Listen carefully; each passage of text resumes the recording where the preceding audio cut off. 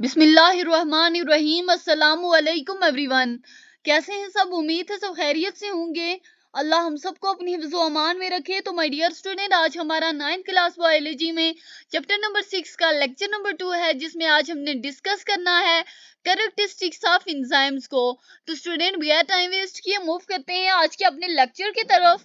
और सबसे पहले देखते हैं कि एंजाइम की टर्म को सबसे पहले किसने यूज किया था। जर्मन फिजियोलॉजिस्ट थे जिनका नाम क्या था? विनम कोने, जिन्होंने पहली दफा टर्म एंजाइम को यूज किया था। और कब किया था? 1878 में किया था। एंजाइम की कैरेक्टरिस्टिक्स क्या क्या है स्टूडेंट? एंजाइम ग्लोब्यूलर प्रोटीन है। सबसे पहले कैरेक्टरिस्टिक्स क्या है, सबसे पहली खासियत क्या है एंजाइम की कि वो क्या है? ग्लोब्यूलर प्रोटीन है। स्टूडेंट, तमाम प्रोटीन की तरह जो एंजाइम है वो भी क्या होती हैं? Long chain of amino acids होती हैं, और जो क्या करती हैं, जो फोल्ड होती हैं और फोल्ड होके 3 डायमेंशनल मॉलिक्यूल प्रोड्यूस करती हैं। स्टूडेंट, जो तमाम एंजाइम होते हैं, तकरीबन तमाम एंजाइम प्रोटीन होती हैं, और वो क्या करती हैं? किससे बनी होती हैं? अमीनो एसिड से बनी होती हैं। स्टूडेंट, तमाम एंजाइम किससे बने होते हैं? तकरीबन तमाम एंजाइम अमीनो एसिड से बने होते हैं।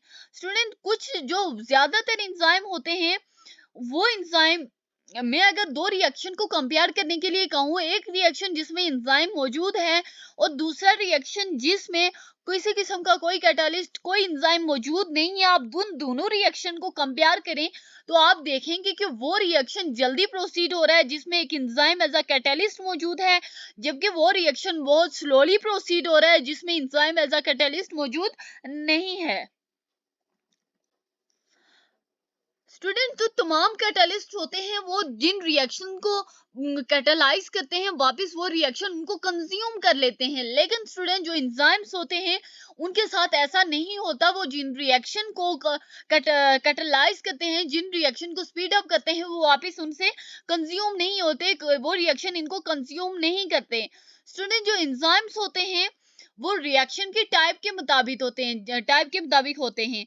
जैसी रिएक्शन की टाइप होगी, जैसी रिएक्शन की किस्म होगी, वैसे ही एंजाइम उनको कैटालाइज करने के लिए स्पेसिफाइड होंगे, और जैसे उनके सबस्ट्रेट की नेचर होगी वैसे ही एंजाइम उस रिएक्शन को कैटालाइज करने के लिए स्पेसिफाइड होंगे। स्टूडेंट, जो एंजाइम मॉलिक्यूल का बहुत छोटा सा हिस्सा होता है जो कि डायरेक्टली इन्वॉल्व होता है कैटालाइसिस में, यानी कि एंजाइम को स्पीड अप करने में, इस कैटालिटिक रीजन को क्या कहा जाता है? इस कैटालिटिक रीजन को एक्टिव साइट कहा जाता है।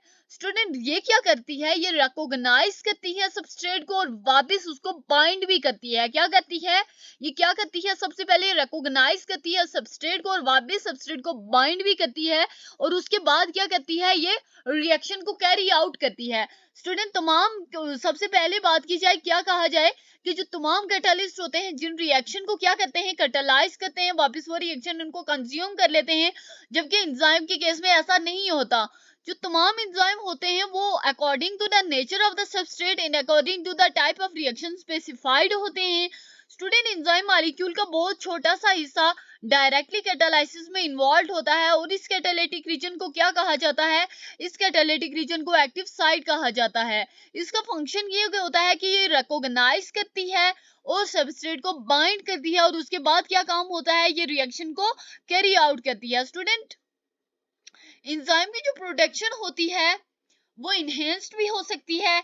अगर सेल को जरूरत है एंजाइम की तो वो वापस एंजाइम ज्यादा प्रोड्यूस होना शुरू हो जाएंगे। लेकिन अगर एंजाइम को जरूरत नहीं है, एक रिएक्शन को एंजाइम की जरूरत नहीं है, तो क्या करेगा वो सेल? क्या करेगा वो सेल? उस एंजाइम को खत्म कर देगा, उस एंजाइम को रिमूव कर देगा। स्टूडेंट, जो एंजाइम की एक्टिविटी होती है वो रेगुलेट होती है किससे? इनहिबिटर से और एक्टिवेटर से। किन से रेगुलेट होती है एंजाइम की एक्टिविटी? इनहिबिटर से और एक्टिवेटर से। स्टूडेंट, जो कुछ एंजाइम्स होते हैं उन्हें काम करने के लिए एडिशनल कंपोनेंट की जरूरत नहीं होती, वो अकेले ही काफी होते हैं कि रिएक्शन को कैटालाइज करने के लिए।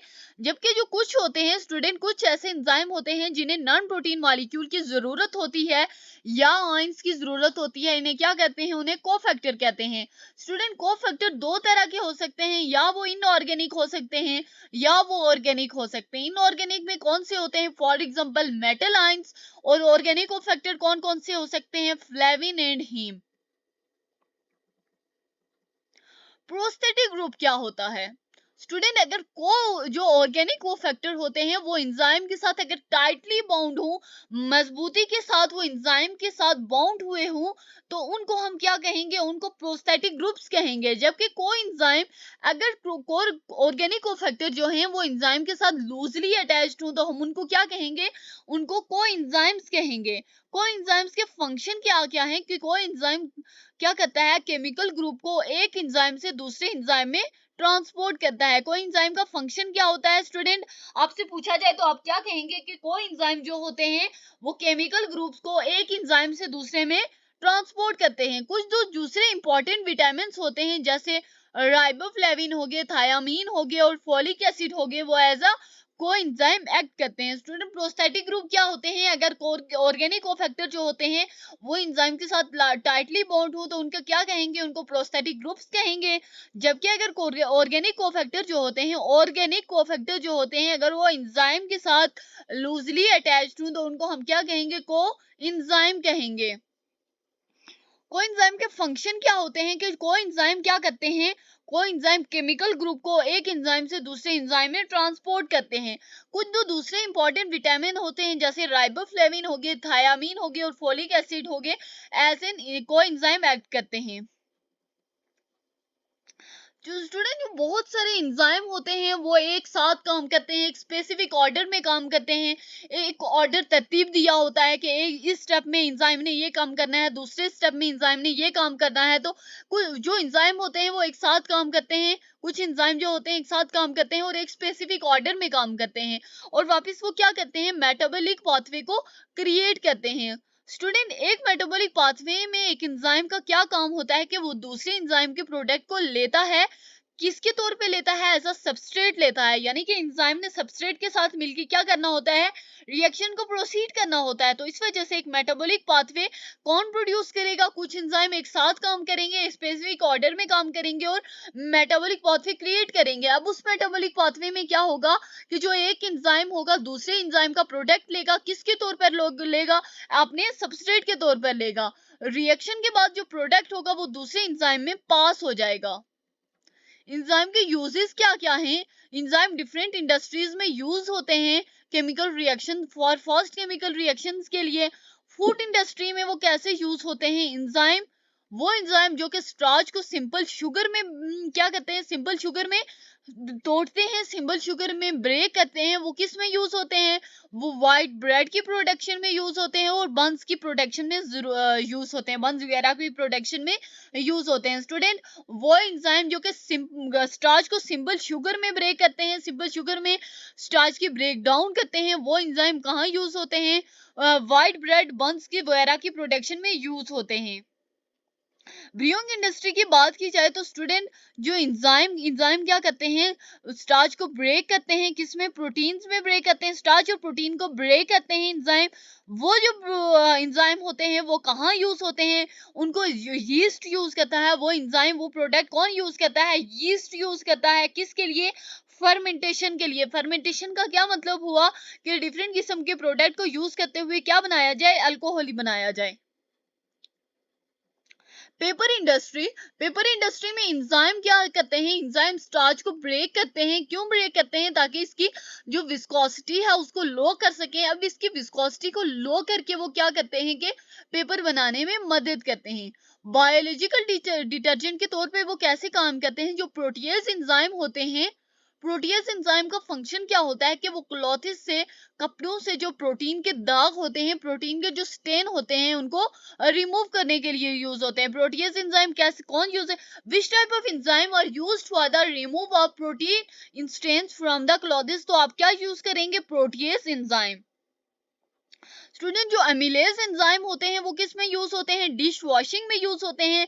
डिश वॉशिंग में क्यों यूज होते हैं? बर्तन धोने में क्यों यूज होते हैं? क्योंकि वो क्या करते हैं? स्टार्च रेजिड्यूज को रिमूव करते हैं। स्टार्च रेजिड्यूज को क्या करते हैं? रिमूव करते हैं।